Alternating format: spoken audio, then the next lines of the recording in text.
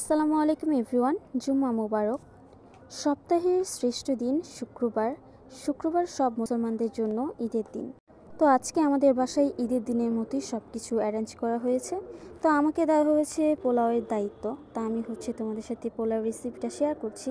তো প্রথমে দেখে নিলে আমি তেল গরম করতে দিয়েছিলাম। এরপর সেখানে পেঁয়াজ দিয়ে দিয়েছিলাম। পেঁয়াজ দেওয়ার পর আমি যে চালটা ধুয়ে রেখেছিলাম সেটাতে দারচিনি দিয়ে সেটাকে ভিজিয়ে রেখেছিলাম।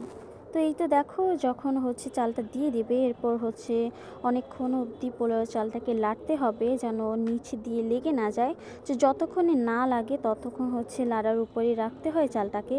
তো এখানে দেখো আমার চালটা লেগে গিয়েছে। তো এখানে পরিমাণ মতো পানি দিয়ে দিলাম। পোলাও রান্না করার সময় কিন্তু পোলাওর মধ্যে পানির পরিমাণটা একদম সঠিক পরিমাণে দেওয়া উচিত।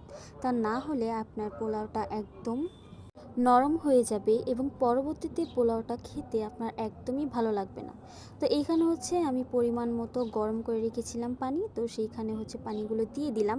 তো এখন পানিগুলো দেওয়ার পর আমি ঢাকনা দিয়ে দিলাম। তো ঢাকনা ওঠানোর পর আমি পোলাওর মধ্যে কিছু পরিমাণের কাঁচামরিচ দিয়ে দিয়েছিলাম।